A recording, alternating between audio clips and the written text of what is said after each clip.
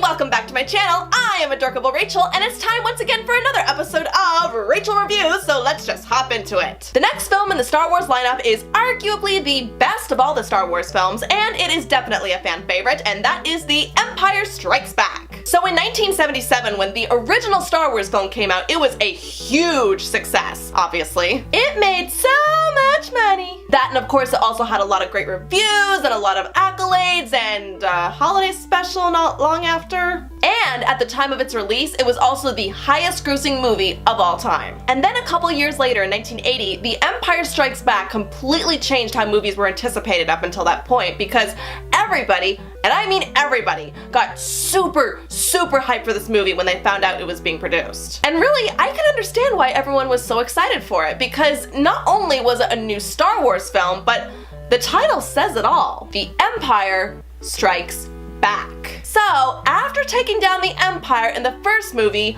the Empire is now coming back to take down the rebels again. The story this time around is that our heroes are hiding out in a rebel base on a frozen planet called Hoth, and the Empire is looking for them, ready to seek out and destroy them all. For realsies this time. I guess Darth Vader recruited more troops after everyone was destroyed in the first one? But literally in the midst of it all, Luke is approached by the ghost of Obi-Wan Kenobi, who tells Luke to go find Yoda, the Jedi Master he learned from. After an intense battle with the Empire, Luke, along with R2-D2, go off to search for Yoda, while Han, Leia, Chewie, and C-3PO seek refuge in Cloud City on a planet called Bespin. Han's old buddy Lando meets up with them, but it's soon discovered that it's a trap as Vader and his troops are waiting there for them too. And of course mayhem ensues! Meanwhile, Luke is training off with Yoda on the ways of the Force and to become a Jedi Knight, but then he soon departs to find his friends after he senses that they're in danger. And we also find out that Vader is setting a trap for Luke too, because he has a very special interest in him. What could it be? So of course, first the obvious on why this movie works so much. It's not the exact same movie over again! This movie is clearly a sequel, but rather than being a rehash of the predecessor, it actually continues the story. And the character development is just one of the many things that we expand on and learn more about. We see Luke finally learning about what the Force actually is, and also finding out that there's kind of a gray area when using it. Throughout the movie, we start to see him battle with his inner desires and his feelings of this power, as well as whether or not he can overcome his supposed destiny. Yeah, Luke is a little whiny in this movie, and he was a little whiny in the last one too. And yeah, I think I am starting to see a little bit of a connection here. But I guess for me, it never really got to the point where it was annoying or like he had no reason to complain. I mean, put himself in your position. Wouldn't you kind of complain a bit too? And yeah, he was also irrational and jumped to conclusions quite a bit, but it was never to the point where we don't understand his motivations. And plus, he also suffers consequences for most of his mistakes and decisions anyway. With the other characters, we also have the romance between Han and Leia finally developing, and it's actually kind of great because the movie starts off with them having a lot of tension, but then their romance literally blooms throughout the movie. And speaking of which, we also have some legit comedy too.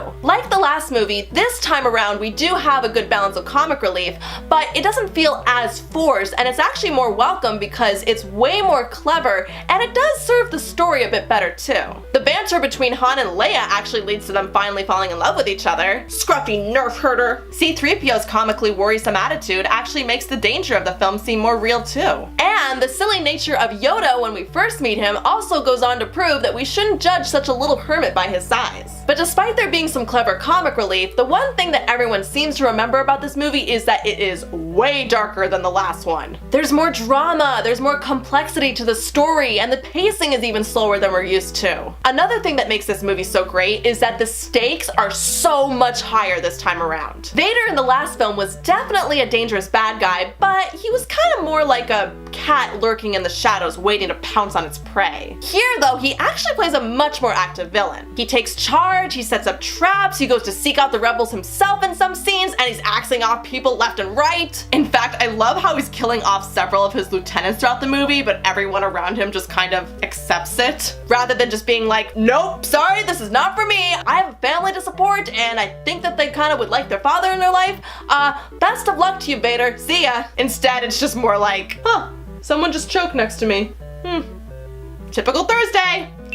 But also that just goes to show how much of a threat Vader is and how much everyone fears him. So Vader is basically the Regina George of the Galactic Empire. And if you mess up on Vader's watch, you dead. Also, when you watch this movie, we find out more about Vader than we expected. Like that one scene when the helmet is being put on, but we actually see the back of his head and it looks like it's all deformed or something terrible happened to him. So we actually get the idea that that menacing outfit and mask and everything that he wears is actually something that he probably needs to wear. He too obviously has a lot of history now, and we can't wait to find out what the deal is with his past. And we also find out that there's actually someone even more menacing than Vader. The Emperor! The Emperor doesn't get a lot of screen time, but just enough that we can be aware that he's a big threat. And we know he's more powerful because Vader actually bows before him. Vader bows for no one, bitch! This guy must mean serious business. But we'll talk about him more in the next review. And I know I kind of already mentioned them, but hey, we also have some other new characters in this movie. There's Lando, Han's old friend, and they seem to go way back, like maybe they had a bit of a bromance back in the day. And yes, I am looking forward to seeing how this is explored in the Han Solo movie. Lando. He's smooth, he's really smart, and a pretty decent strategist. And from the get-go, we really do feel some sympathy for this guy because he clearly does not want to betray his friends, but obviously he's really conflicted between loyalty and wanting to protect his city. And then of course there's one of the most popular characters in the entire franchise, Yoda. And yes, as a puppeteer, I do have an immense soft spot for this little green Muppet. For those of you who don't know, Yoda was puppeteered by legendary Muppeteer Frank Oz, who's done so many characters over the years, including Fozzie Bear, Miss Piggy, Animal, Sam Eagle, Grover, Cookie Monster, among a lot of other ones. And it's actually kind of funny because if you grew up watching Sesame Street, Yoda kind of sounds like an aging Grover. Great warrior! Wars not make one great! But regardless, he's still a really badass character that teaches Luke the ways and the essence and the nature of the Force. And again, you just get this sense that there's so much history and complexity behind him. All of that from a little green puppet. And yeah, it's a little obvious that he is a puppet, but the thing is, he's actually there and he feels like he's there, you know, rather than like the CGI Yoda that they had later. Plus, it's just all in the little details that Frank Oz puts into his movements and his voice. He just seems like a real being. And he still completely blows our minds when he proves himself to be one of the most powerful Jedi that ever lived. It really is no wonder that those t-shirts are so popular. Seriously, whenever I go to Disneyland, without fail, I always see at least one person with that t-shirt. And now, the big thing that everyone remembers about this film. The twist. And just a warning, there are some major spoilers from here on out in this review, so if you haven't seen the movie, all two of you, seriously, click away right now. I'm dead serious. This has been hailed as like one of the biggest twists of all time. So seriously, get out of here now. Click away. Now. Okay, so now I want to get it out there first that the way that they hid this twist is actually insanely clever. I know some people out there saw it coming, but I certainly didn't, and most people in the world didn't either. The Emperor refers to Luke as the son of Skywalker in the third person when talking to Vader. Also, throughout the whole movie, a lot of characters kept referring to Luke's father like he was this great man who could do no wrong but was killed off by Vader. But then, when Vader confronts Luke and tells him that he is in fact Luke's father, this was my reaction.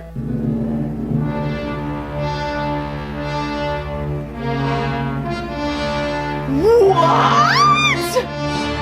Yeah, my mind was pretty much blown, just like everyone else. I think I even kept trying to tell myself that, no, there's no way that Vader's Luke's father. No, it must be a trap. He must be lying. I obviously wasn't around when they revealed this for the first time on the big screen, but what I understand, people freaked when they heard this. People were crying and they couldn't sleep for days and riots broke out in the streets. Okay, obviously it wasn't that extreme, but bottom line, people could not believe it. This just suddenly gives a completely new meaning to everything we've been told in this film series up until this point. Did Obi-Wan and Yoda lie to Luke about his father? And I mean, my goodness, now Luke is confronted with like the worst nightmare that he never knew he could possibly have. I mean, is Luke destined to give in to the dark side like Vader? And suddenly, there is just no for sure answers anymore. There is no light, there is no dark. It's pretty much up for interpretation now. And by the way, if you ever need a pick-me-up, just go look at compilations of kids finding out this news on YouTube because seriously, it is hilarious.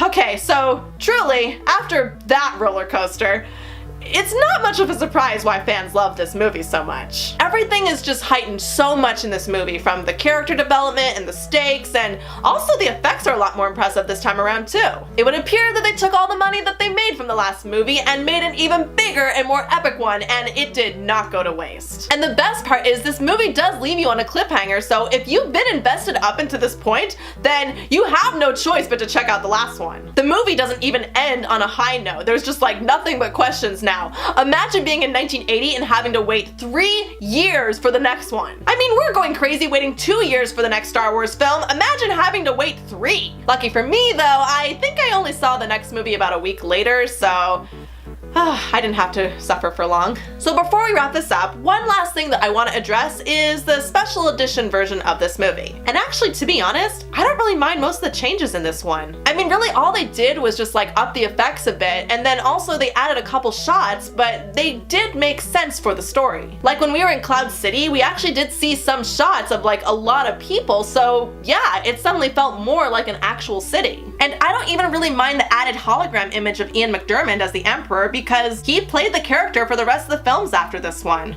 Well, okay, I'm not really a fan of the additional dialogue they added in this scene, but that is one little small detail. Overall though, the special features in this movie are not that bad, and actually this is the one movie I think where I can tolerate watching it all the way through without being bothered by them. But anyway, yep, I understand why everyone loves this film and why it's considered the best, and even though it's not my personal favorite, I'm not gonna argue with everyone else. So those are my thoughts on The Empire Strikes Back, and I'll soon be back to talk about the other Star Wars films, but now my question this time around is, have you seen the movie? And if so, what did you think? Well, go ahead and leave your comments below, be sure to like and share, and if you're new and like what you saw here, then don't forget to hit that subscribe button. And as always, please be sure to keep checking back for more Adorkable videos and Star Wars reviews coming out real soon. Bye, Adorkable!